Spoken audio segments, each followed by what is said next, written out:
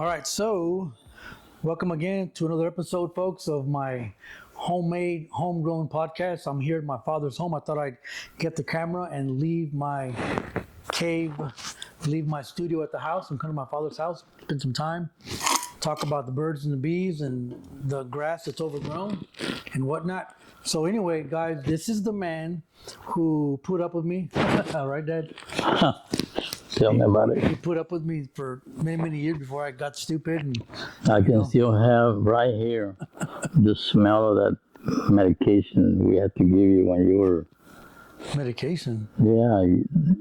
this special milk. Oh, that's right. I wasn't able to hold my food in. Yeah, you were dying. What happened? Something about your tripas, they were estaban I amarradas. wasn't holding my food in. Yeah, you throw up everything. How long did that last? Probably 6 months or something like that. 6 months. I was in the hospital. You were in the hospital, then they let you go. And they gave us that medication. I can still taste it. It smells. Why were you tasting it? No, you know how you The can smell, yeah, exactly. yeah. And you were like a skeleton, dude. Some words around there, still have a picture of you where they got you with a needle right here in the hospital. Oh, is that what this is right here? No, that's from your, When I got hit by the car. yeah. So at 4 years old. I did a Chevrolet.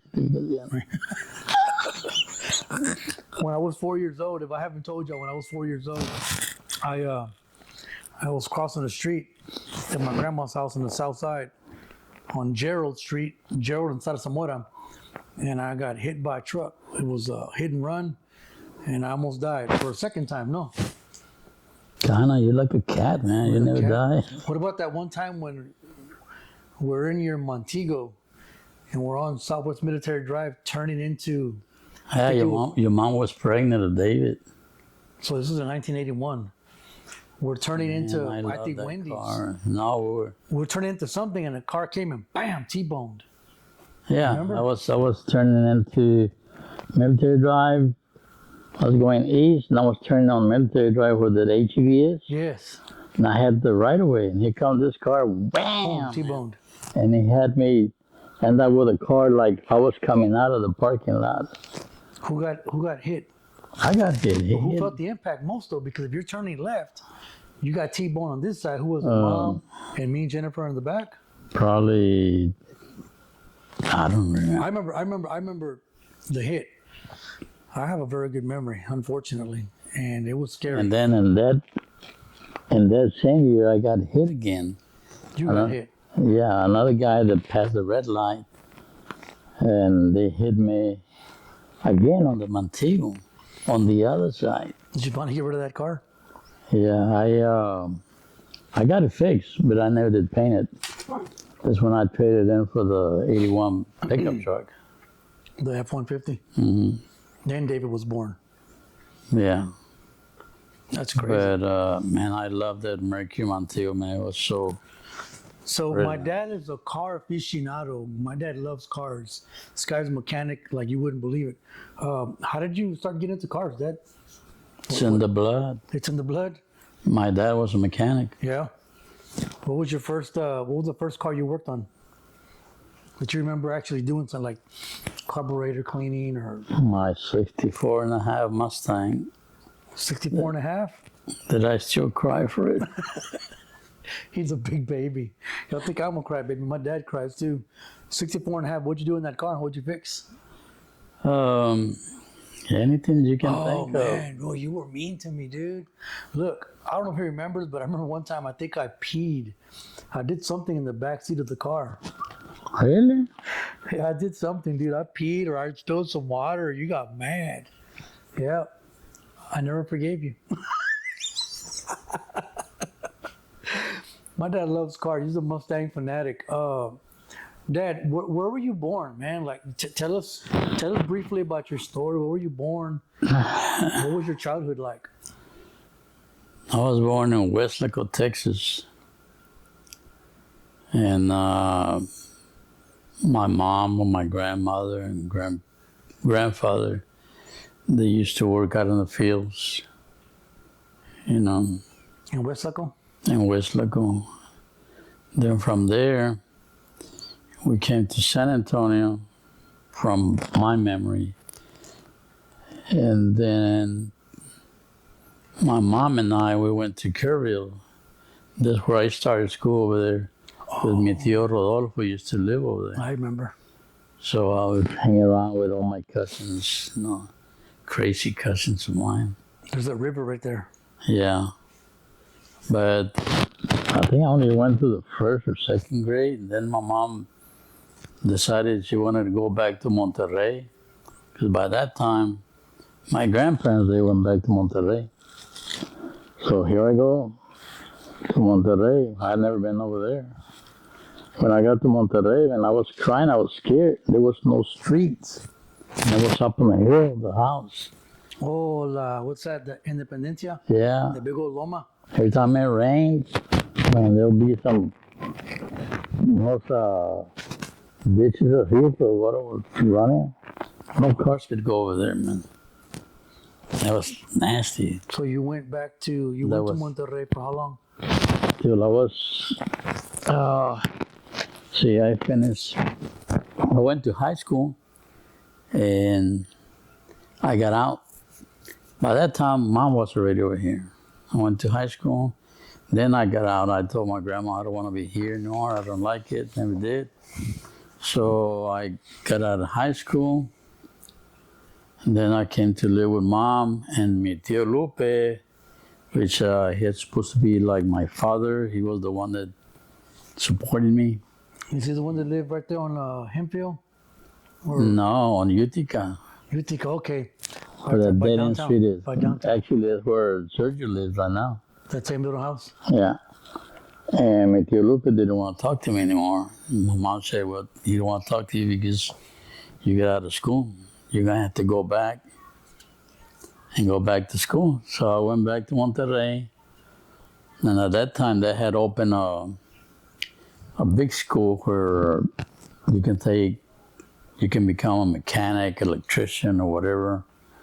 So I said, well, shit, might as well learn the mechanic field since my dad was a mechanic. Wow. How old were you? Probably like 16. 16 years I old. still had the diploma there. Yeah. I think it was like 16.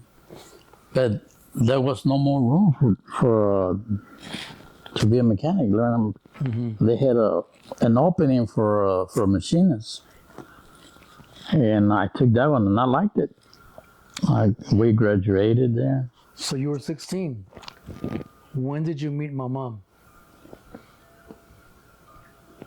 Probably when I was, and she can tell you, and I have a real bad memory. One thing I know. I want to say 3 years later because I think she was 15 when she got pregnant, 16, something like that. One thing I know, she lied to me. She told me she was 18, 17. He doesn't want to incriminate himself, y'all. No, she did. She did She lie. lied? Yeah. Mom lied. Mom, you lied about your age. Yeah. Shame on you, Mom.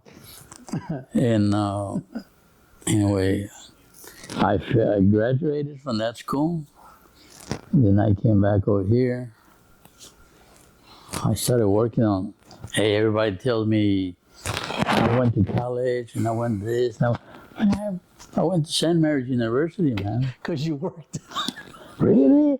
What did you take? I didn't take nothing, man. I was working on the cafeteria.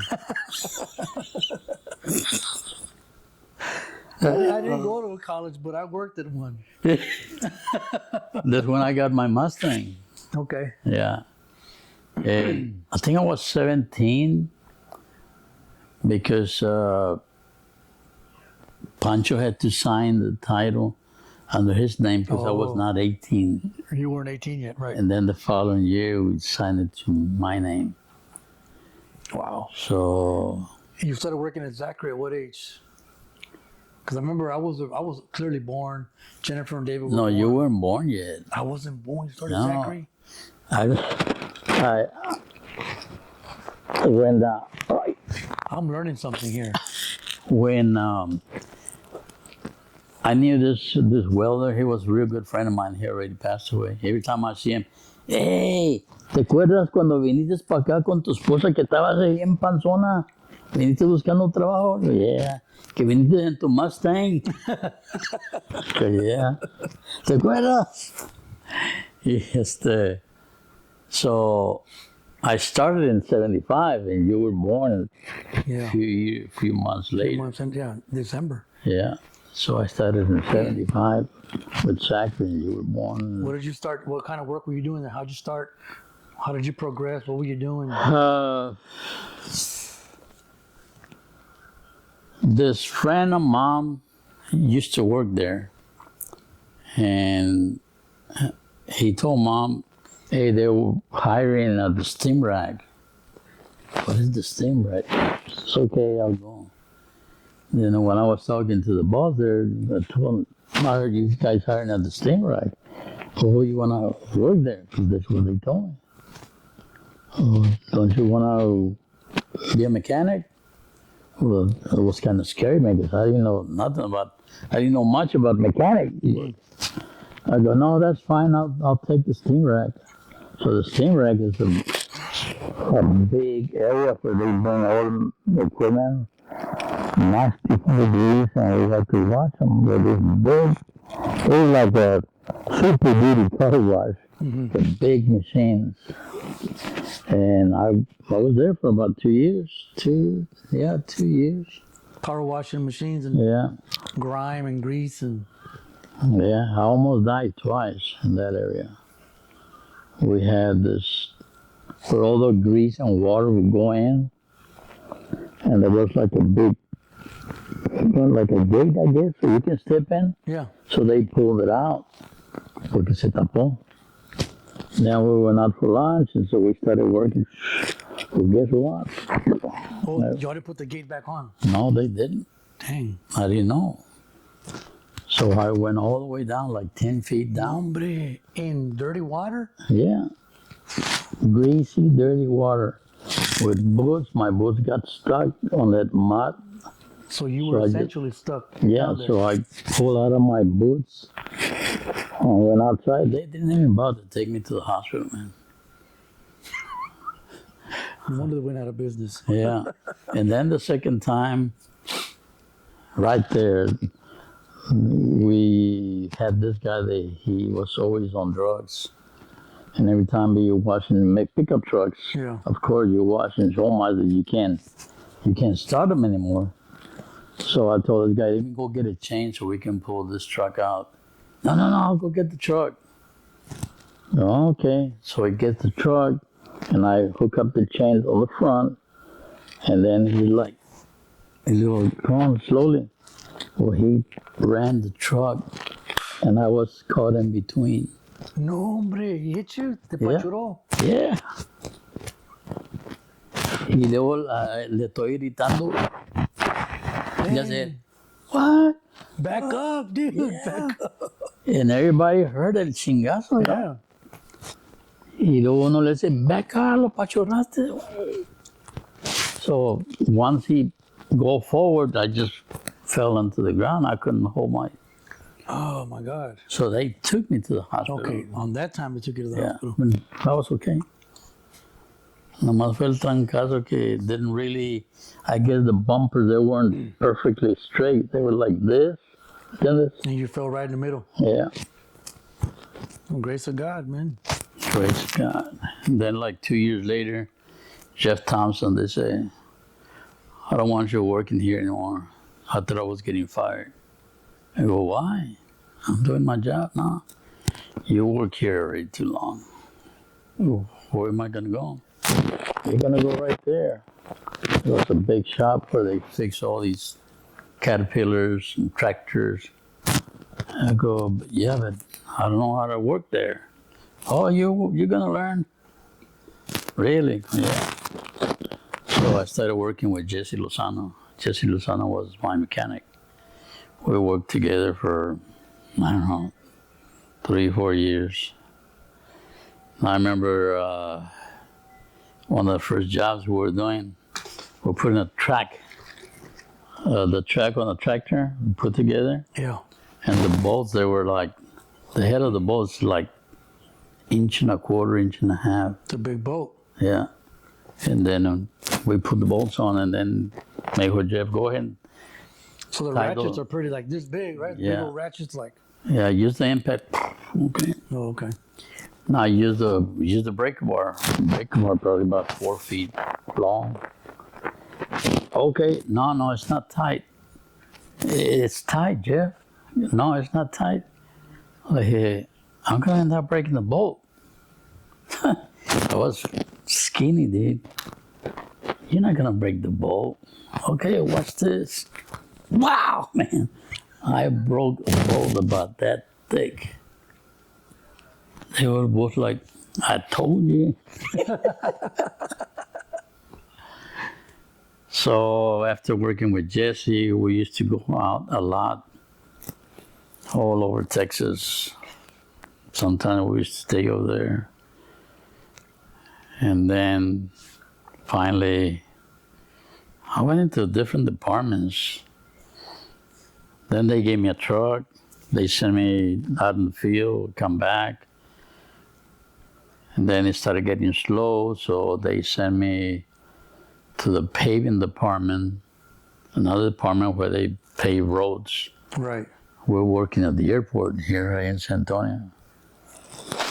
And I remember we used to work in the middle of the night, working on those machines, cold, bien frío. Y se acabó el trabajo ese, and then I started working on the sales department, where we used to fix the tractors. Okay. Todo el yonke que ya no queríamos, we'll make it look pretty and paint it and put it for sale. So jobs started getting slow and slow and slow. And started working for the engine department. I worked 4 years, I think, there. That's where I learned how to build engines and transmissions.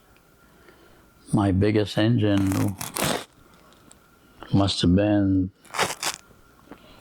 I don't know, like 8 feet long, 9 Is that feet. one picture you have where you're standing next to an engine and it's like taller than you? Yeah, it's a 12-cylinder engine. Yeah, I've seen you post that picture before. And all those years that I worked in the engine department, never once did a screw up. And that's why my boss let me rebuild that big engine. Okay. That's why. And then they used to send us to Caterpillar schools in Peoria, Illinois. We had a lot of fun. Don't ask me if I learned something. You didn't learn anything. Yeah, they sent us to a lot of schools, man, all over the place. And then, at that time, engine department started getting real slow. So Oscar Martinez, he told me, hey, we're going to start a job in Virginia. I'll work on the power plant division, where we used to build power plants. Is that what you were doing when they sent you to Virginia? Yeah. Okay. And well, for how long this job? I don't know, 3-4 years. And then after that, we'll move somewhere else. I was gonna become a 100% gypsy. Just working 2, 3, 4 years. It's done. Go over there, 3 or 4 years, whatever, and just keep moving. That's crazy. Yeah. But was the job, like, were jobs guaranteed, or you were just like, man, I wonder what we're gonna do after this? Well, you being so many years with the company, you were already protected. They'll take you with. So you got to lock them up. You got to pay a quarter to get them out. Yeah, you know how you stack all the cards on HV, wherever you go. Well, they had this little chain where you lock one with the other, and to unlock it, you got to put a quarter. That's crazy, dude. And I told the guy, hey, what's the deal? Oh, you got to put a quarter. I go, is that right? So I gotta put a quarter so I can use it? I go, yes, sir. No, here, take the quarter. All right, so I put the quarter, unlock it. That's crazy. Man, dude. that's crazy, dude. So I posted on Facebook. I took a picture. I didn't see it. You When didn't was see it? this? This was about 3 weeks I ago. didn't see it. I posted on Facebook. Look, now you're gonna have to pay a quarter. You're gonna use the card. Inflation is bad, man. Yeah. Inflation is bad. Y luego le puse, but it's okay. I don't have education. I'm a Mexican. I can bypass the system. He picks the lock. And I did bypass it. Oh my God. And what else? Oh, and then and then that same day I posted, you know, how you go to Marketplace. Yeah, on Facebook. Hey, this guy is selling these cards pretty cheap. I'm gonna go pick up one. So I go to Lowe's. I have my own card that way I don't have to pay 25 cents. Y'all want one? Let me know. I'm selling them on Marketplace. That's your supplemental income. Yeah, so I guess it didn't work because the other day I went over, ya no estaban ahí, they were gone. Yeah. That's crazy. Someone beat you to it. Yeah. Hey, so it's no surprise. It's no big news. I got locked up at a very young age. I went to prison for a long time. Is that right? Yeah, if you didn't know, Dad, I went to prison. So when I was gone, man, I got locked up and I started getting in trouble in 96, 97, 98. And I finally hit the big house in 99. Okay, before you continue, you probably don't remember. I probably don't. I was in Virginia working. When I first got locked up? Yeah. Really? I was in Virginia working.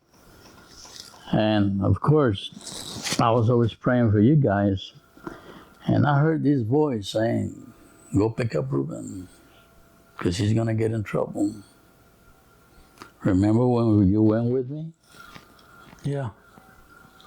I was on the 84 T-Bird. Yeah. We had your speakers on top of the roof and I everything. remember, yeah. And then you started school over there. Yeah, at And Bluestone High. And then you didn't like it. You wanted to come back. And I told you, you ain't going back. You're going to have to wait till somebody drives to San I Antonio. remember that. Yeah. But you started giving the kids at high school a lot of trouble because you were too smart for them and stuff like that. I was the only Mexican. I was the only Hispanic in that school, remember? Yeah. I was the only Hispanic, Bluestone High School. So that's the only reason why I ask you if you want to go. So you got this premonition that Yeah, I was going to get in trouble. but no, Ruben wanted to go back. I got to go do my duty. That was bad. Give San Antonio some hell. Yeah, and I got the short end of the stick. So when I got locked up, having had that premonition that God or somebody told you that, hey, go get Ruben, he's going to get in trouble, and I got in trouble. As a father, man, what were your thoughts? What were your feelings knowing that your oldest son, who almost died when he was a kid, when he was a newborn, who got in an accident, who got hit by a car, it's like the devil was steadily trying to take me out. And then finally at 19, 20, 21 years old, I got took out and went to prison. What were some of your thoughts and your feelings about just me? It had to have hurt, man. You're my dad. You know, I almost died when I was born, and I got hit by a car, and all these things were happening. And finally, You know, one of the things that on a marriage, the kid always find which parent is the weakest. yeah, And in this point, I'm sorry to say that, but your mother was weak. mm-hmm. You guys would always go to your mother because I was so freaking strict. Yeah, I remember that. Now, if your mother would have been like me, I don't think you would have been in jail. Because she would have been as strict as I am. She was very permissive. But there's only so much I could do. She wanted a divorce. She was messing around. I remember when the last house that we used to live in, while I was taking care of you, your mother Jerry will come pick her up. Oh, they're in Vickers Yeah. or He, Vesto? he On would come Vesto. and drop her off at 3 o'clock in the morning, all drunk and everything while I was taking care of you guys. Everything didn't hurt, it did hurt. Of course. I cried to her. I told her, I forgive you, don't do it again. I think one time I wrote this in my memoir, Dad. I wrote a 37 chapter book, believe it or not. I remember one time you and Mom were arguing. We were living there in Vesto. I think the year was 84, because that year or the year after that, we got a big old snowstorm. But I remember one time we went to Toys R Us.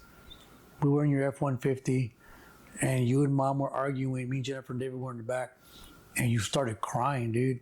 And I'd never heard you cry so freaking loud, and it scared me.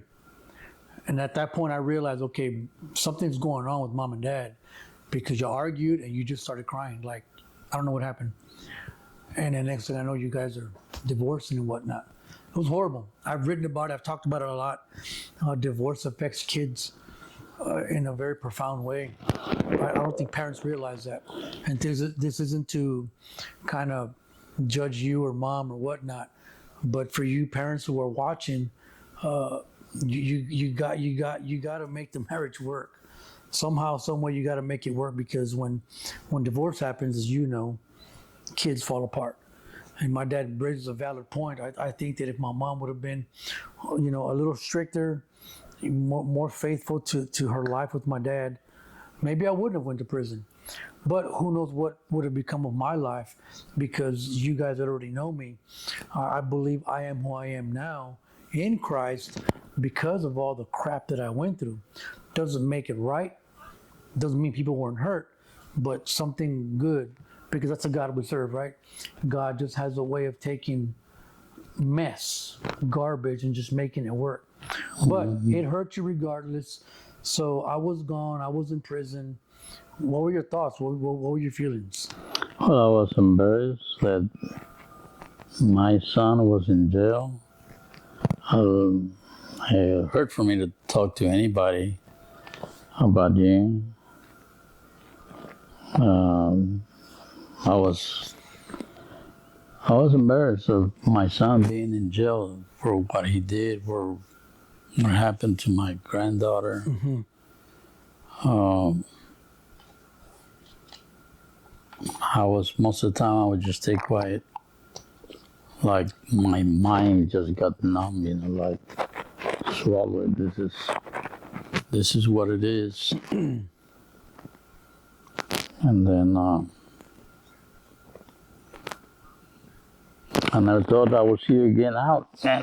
So long, so many years. Who never knows if I would make it by the time you'd be out. So you came to visit me a couple of times. You and I had some pretty I good. went more than a couple of times. Yeah, we had some real good emotional visits. When I got out in 2016, what were your thoughts then? I just couldn't believe you were out. I was just hoping that you had to learn your lesson and start from the ground up. Become a real man this time. I've always been stubborn, no? A little bit. A little bit. My dad. Yeah, you're the type. When you were growing up with your brothers, you were the type that you would not like to lose a battle. You would hit your brother and your sister. You knew you were losing a game or whatever. Yeah. David told me, Jennifer told me. So, yeah, you had a really, really bad temper. To say the least. When your mother was pregnant of you, she would throw herself on the floor crying like a little baby, screaming. No. Yeah. So all that. I got my mom's temper. Yeah. That's crazy, dude. Yeah. Crazy. So I've been out. I'm going on 9 years, and I think that starting over was a challenge for me, because a large part of my life was in prison, and now I'm out. The world changed, everyone changed. So for me, starting over meant I had to get to know people all over again, right? Had to get to know you again, had to get to know Mom, Jennifer, David, everyone, you know. And then I think for me, what kind of helped me finally settle down, so to speak, was quite frankly when I met Penny, right? I met Penny, she got pregnant, we got married. This was in 2018, 2019. And for me, the reality of what it means to be a father finally settled in, finally started making sense. Because when I had Desiree and Eric with Lorraine, I was, 18, 19 years old, a kid, punk, didn't know anything. So the reality of being a father finally settled in when I had Justin. And for me, folks, that's honestly when maturity, there's something about being a father, something about being a parent that I've shared this with you guys a lot of my TikTok videos. Being a father brings the gospel, brings the parables of Jesus, brings the Christian walk to life. You can read it.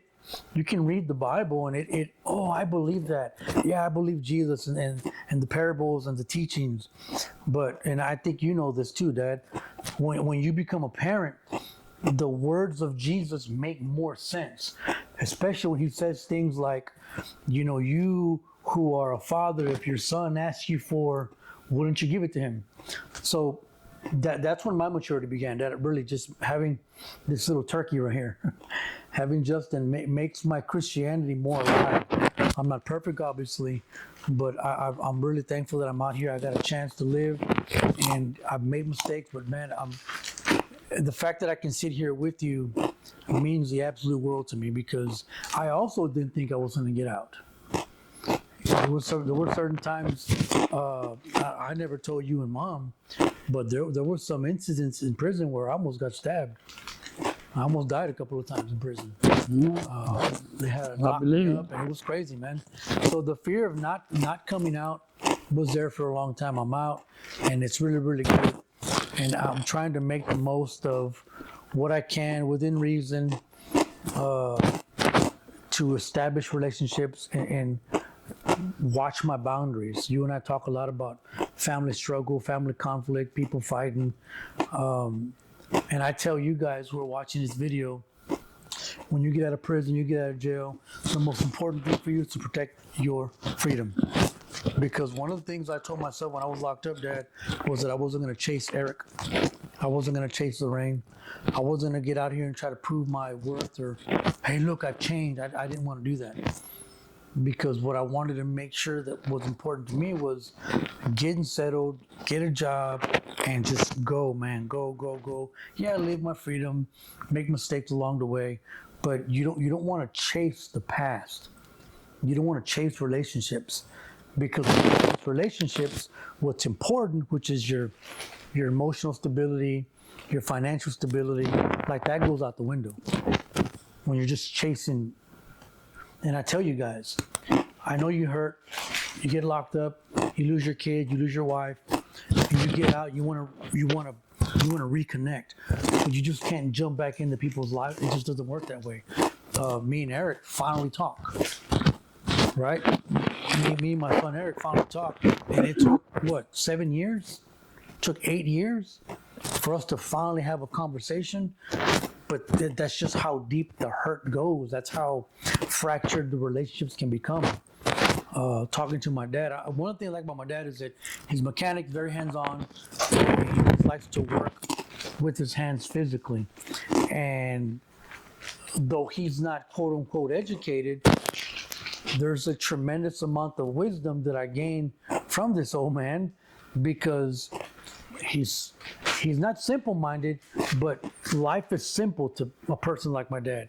And it takes simplicity to appreciate life and to understand that God doesn't want you with fancy stuff. God is not concerned with your gift or your talent. He's concerned with your character. He's concerned with who you are as a person, a human being. And I learned that from you. Like, yeah, you're not educated. Walmart. Look at him, Walmart. This guy's dressed in pajamas for an episode, right? Walmart. Walmart socks and whatnot. And there's a humility with that. And with that type of modesty and the humility comes a tremendous, watch this, folks, a tremendous amount of freedom. Because you're not trying to impress anybody. You're not looking out for how can I. We were talking earlier about funerals and whatnot. Like, why am I going to spend $1 million to try to impress someone who don't even like me? And honestly, I don't like them. Hanging out with my dad shows me that life doesn't have to be that hard. See or no? Yep. Another thing with my dad is he likes to cook. Oh, man. What are some of your favorite dishes? What do you like to cook? He'll get on Facebook, man, and he's grilling something. He takes a picture and cocina cerrada. Can you please explain what that means? You're taking pictures and the kitchen's closed. Like, what's going on? What does that mean? What are you saying? Well, if I'm cooking outside on the grill, that means the cocina está cerrada. Oh, man. Yeah. That's funny. And he loves to cut grass. During the summer break, I had left MTC. I left a very corrupt environment at the prison, and I just couldn't take it anymore. And my dad's like, hey, cut grass. Come pick up this Toro zero turn, get it fixed. It's yours, pay me back. And I got the Toro working and cut grass all summer. And remember that one time you took me to one of your clients' house and we're cutting grass, and you whooped me, man, with the weed eater, dude. What happened? Oh, that's where I was at this morning. Well, I'm pushing the lawnmower or something. I think he set me I'm up. cutting the grass with set a me weed up. eater, and you just get in front of me with the lawnmower, and wham! I got right here. Man, he jacked me up. I got all blood all over the place. And So I posted on Facebook. Well, my oldest son, he always wanted to tattoo this face. I love you, Dad. Well, here it is. You want another one on the other leg? Let me know. oh, man. That's crazy. It hurt too, man. I can imagine. Yeah, my dad cuts grass. He's a carpenter, handyman. Electrician, everything you can Electrician, think of. Just don't ask me to turn the computer on because I don't know how. Oh my God. Look, I live 4 cities away, and he will say something like, hey, Ruben, a ver cuando vienes. Why, Dad? Why am I going to go over this time? I can't turn my phone on. Or his Netflix account got frozen or something, or his Ring camera. Like, my dad is so, and I say this lovingly, so illiterate when it comes to technology. Dad, when the phones first, because when I was locked up, we didn't have these back in the 90s. So when the phones came out, how did you react to technology, dude? Scary. Scary. Oh my God, that's crazy, dude. No, before the phones, it used to be the pagers. Oh, Yeah. they were big old pagers. You put the pager right here. You're looking like, Those, yeah. chingon. Oh, man, he's got a pager. And those big old cell phones, they were like this. Well, my first cell phone came in a suitcase, like a little suitcase. So I got it from little car Virginia. phones, Yeah. yeah. That The thing, Motorola's. you can kill somebody with that phone, man. They weigh like 40 pounds. Those things were big. They were heavy. Uh-huh. I remember them suckers. So what do you do with your time now, Dad? You're retired. When did you get retired? What happened? You got fired. You got retired. I retired in 62. How old are you right now? I just turned 69, Wow. November the 3rd. And I can feel it. It's starting to kick in, right? You feeling it? Yeah. Shoot, I feel 48. 49 next month. But I still need to go to work. have some petty cash in my pocket because my Social Security don't cut it, and everybody says that it's really good money compared to other people. I work a lot of hours. I leave the house when it was dark, and I come home when it was dark for many, many years. I don't know how I did it. I see all these people in construction. I look at myself. How did I do that? It's just amazing.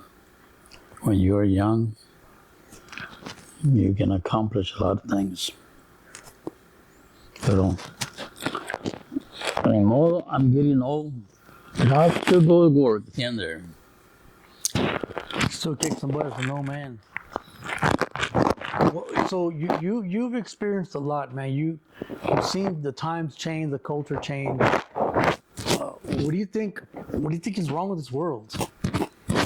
Can you give us an old school, an old man, a wise man's perspective? What's wrong with this world, Dad?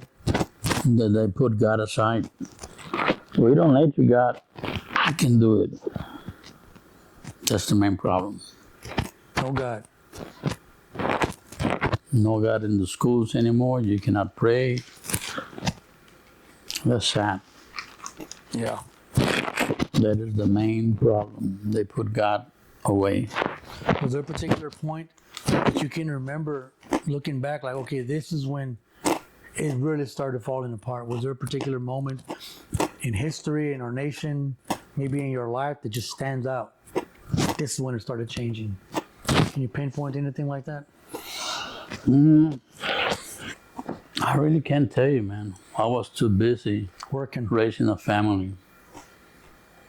And it didn't work out. And then I was still too busy raising another family. Yeah. But Speaking of family, what breaks families apart in your experience? so many things. One of them is communication. And the other one that father and mother, they both had to pull the same way. Like I told you, the kids, they're smart.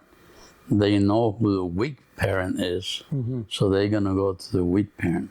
Oh, dad won't give it to me? It's okay, I'll go to mom. I'll get away with murder with mom. We just won't tell dad about it. That's one of the things that breaks apart the family. When the two parents, they're not put their head. They need to form a single unit. Yeah, they got to pull together. I think as a stepfather, and that's what I try to teach Ava, really living in a blended family, you've experienced it. Having stepkids is a super challenge. Very. One of the things that I've gained in the 6 years that I've had Ava in my life is I see a lot of, first of all, myself and my stepdaughter and the attitudes that I had when I was a kid and can still have if I don't keep myself in check. But looking at my stepdaughter, looking at a teenager, I see a picture of humanity. I see a picture of people, period. Porque somos chiflados. Everyone wants the least path of resistance. Nobody wants to experience pain. Nobody likes to be told no. Nobody. Yeah. So kids kind of personify, kids enhance and enlarge the evils of human nature. You can hide it pretty good. I can hide it pretty good. You can hide it pretty good, but kids can't do that. Kids aren't good at hiding who they naturally are as sinners. We're all sinners. It's just as with time and with age, you get either one, good at controlling it, managing your emotions, or two, hiding it. And when you hide your evil, it's always going to come out somewhere else. So being a stepfather has really helped me. Being a father for Justin, like I said earlier, makes the gospel make more sense to me, my Christianity. Being a stepfather to this teenage daughter, who's a big brat, lets me see, wow, man, we're out of there as a race, as a human race. Because without Christ, everyone acts like a teenager. without Jesus, everyone has nuclear meltdowns when they don't get what they want. Right? Yep. It's horrible, man. Anyways, you have 3 kids. Give us. Tell my audience what's unique about your 3 kids. Ruben, Jennifer, and Dave. What's unique? Unique. Good, bad, or ugly, man. Come on with it. Okay. Okay, first of all, what's good about your 3 kids? Name something that's really good about your son, your Ruben, Jennifer, and David. Let's go with the good first. Let me help you out. Good.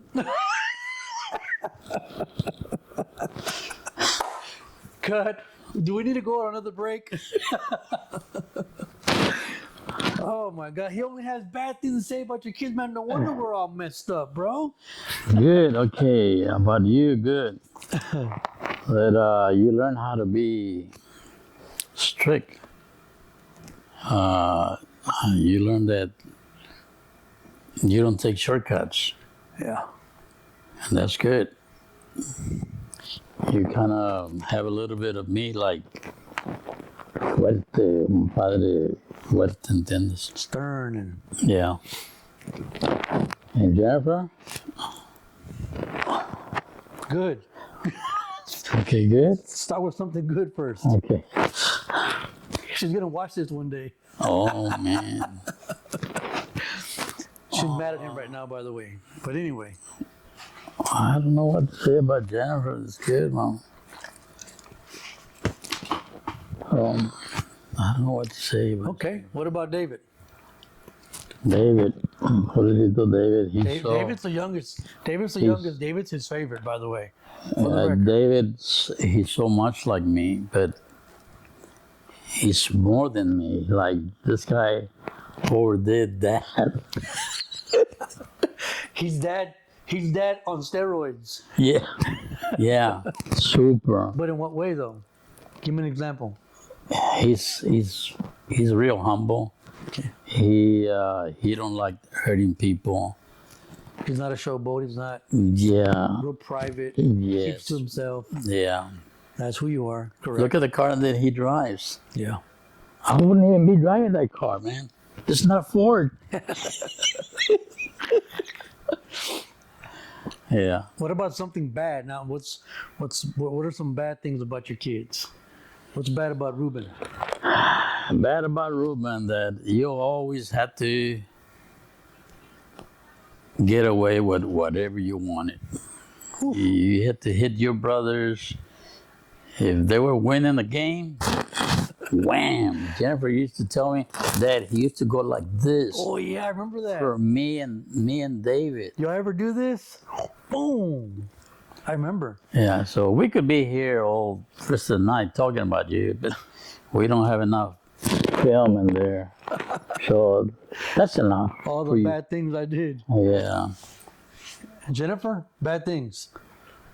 I can't say bad things about Jennifer, and it's not in public. Not in public. But, what are some of David's bad qualities? Jennifer's done a lot of bad things through her life that she thinks that I don't know. But qualities, not. I don't want to. I'm not asking you to confess things she's done. No, I'm not. Qualities, like what are some like attitudes or habits? Oh, good qualities about Jennifer? Man, you take your shoes off when you go to her house and try to take a shower before going to her house, because if you take your shoes off, your feet might smell, and everywhere you walk, she's looking after you, making sure you don't dirty anything. When I go to her house, I go to the toilet, wash my hands off, and I have to make sure I clean everything. I don't leave no water spots, because she'll get mad.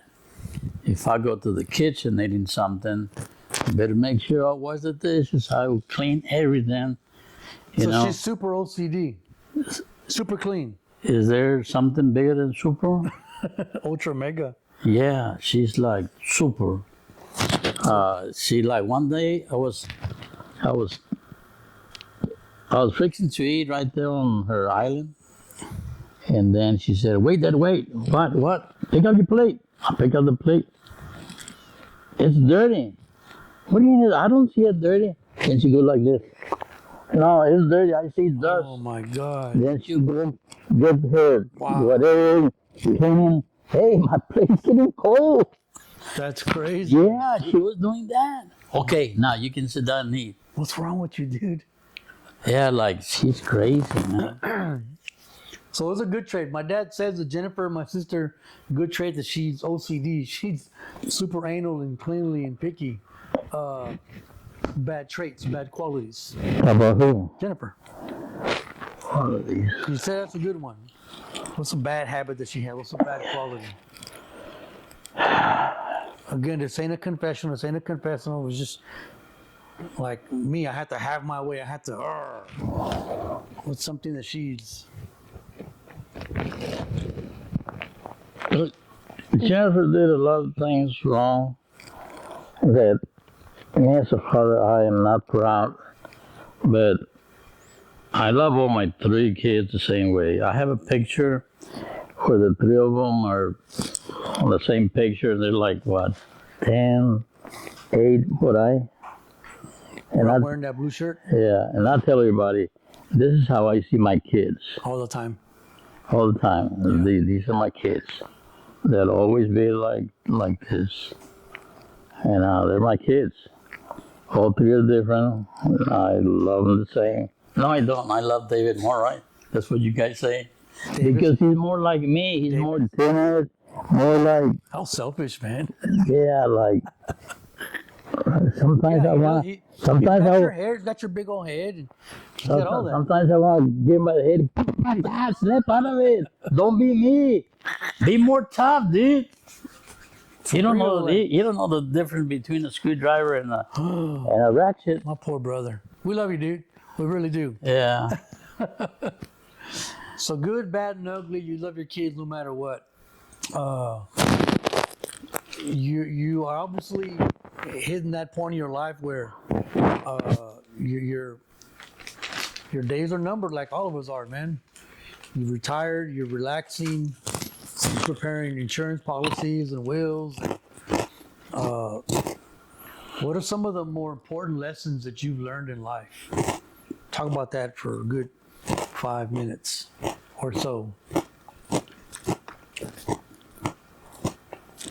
If you're gonna get married, please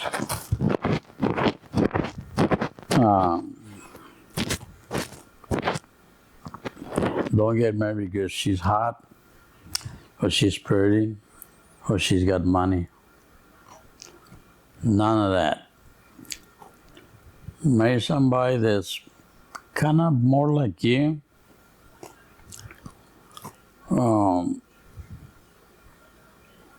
And always look into this lady's family. What kind of family are they? And I was looking at it all the time. But when I'd married his mom, I felt so sorry for her that, no, this girl's not for me. This family, it's a mess. But I felt like I was abandoning somebody. That's how I felt. Okay. That's why I got stuck with your mother. Well, I'm gonna have to, try to drag her out of that. That's what I was, did you ever feel like you had to save her from that dysfunction? You're trying to save her from that mess that she was in? Yeah, I was like a Superman type of figure, like, yeah, let me be the hero. And yes. But all this time, she will keep going back to her roots, to her way of life that were too strong. I remember one time on our first apartment, she wanted to stay over there when we had our own apartment. And then she went crying to her mother, and her mother went to the apartment. And by the time I got there, she was gone, and you were already born. She was gone, and your grandmother took all the clothes and put it on the top. And anything that was in the refrigerator, ketchup, mustard. No, hombre. Yeah, all over on the floor. Who did that? My grandma? Your grandmother. Wow. She turned the little apartment upside down because I would not take your mom to stay at your mother's, your grandmother's. That's crazy. Wow. So that's a lot of stuff that I went through. So get to know the woman's family. Yeah, get to know your future wife's family. That's gonna tell you a lot About her? Or about about her. Yeah, because she lives on that environment, and whenever she marries, she's gonna take that way of living, try to apply it with you. oh yeah, she's gonna bring her dysfunction into the marriage, into the family. Into your family. Yeah. What else? What other nuggets of wisdom do you want the world to? Well, that's one of the main things, you know. See what kind of environment, what kind of lives, you know, your future wife. So you've been married 3 times, right? Yeah. So this you're speaking from real experience. Yeah. Yep. That means everything, you know. It's just like a red flag. What kind of life is she living? And not only her, but you too. Mm-hmm. What kind of life, you know, who are your parents? You know, how do you treat your parents? That almost tells you everything. I think there's a lot of truth in that, because in my first marriage, everything that Lorraine was exposed to, and mind you, she was a little girl, we were little kids.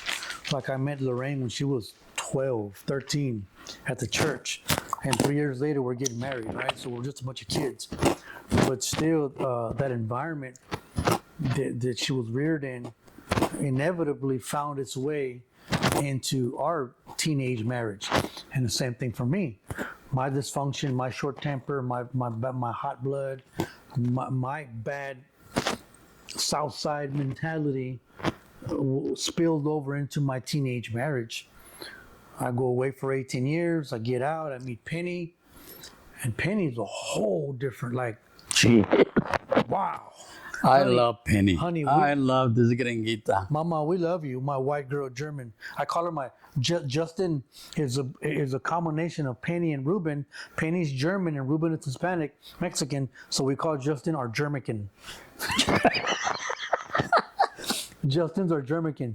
So Penny is a whole different, from a whole different world. And I remember when I was dating Penny, Dad, and I think you cried because I asked you, what should I do? Penny, I think I told you, honey, when we were dating, I asked you, man, I really like this girl. She's cool. She wasn't a Christian. And even though the Bible tells me to not be unequally yoked with unbelievers, there was just something, and this doesn't justify me violating that scripture command, but there was just something about her. She was meek, humble, quiet, sweet, submissive, everything. And I wanted to be with a woman like that, because I had been so used to dating women, married to one who was just all South Side, dude, like gacho. So I meet Penny, and it's like, well, you know her. She's just, and I tell men this, and see what you think about this, Dad. I would tell men this at the prison. A woman's relationship with her father is going to tell you a lot about what type of wife she's going to be. See or no? Yeah, that's what I was just telling you. If the girl has a good, healthy relationship with the father, then it's going to show the potential husband, well, she's going to have that type of life with me. Look, I'm a mechanic, okay? And this is the way I put things together. When you go buy a car, a used car, you open the hood, open everything, look under the car, you see all these oil spills, the radiator's leaking, one of the hoses were put together with clamps with wire, and you got all kinds of problems on this car. You're really looking at it. Do you really want to get into that car? Heck no. Same thing. Same thing with the relationship. But having said that, on that analogy, I think a lot of times we still buy the car because it looks nice. Yeah. Man, it's got a real nice loud stereo system, cool rims, looks nice. This chick is hot. She's fine. I can fix it. I can fix her. As we say in prison, pardon the French, we play Captain Saberho, right? We want to go. That's what we say in prison. You can't say, number one, it's not your job to save anybody. Your job is to be a reflection of God's image, and that's it. And as God works in you, you begin to plant seeds with your example, your love, your grace, and God working through you. But you can't try to save people, especially if they don't quote unquote want to be saved like you with my mom. You thought that, man, let me try to help her. I felt sorry for her. Let me bring her out of that. But she didn't want to be brought out. In fact, she's still there. Love you, Mom. But Mom's still there, right? So you can't, that's something good to remember, guys. You can't save someone who doesn't want to be saved. Number one. Number two, don't try to do it because it's not your job. Like, we don't have that kind of power. We're not supermen. You can't save people.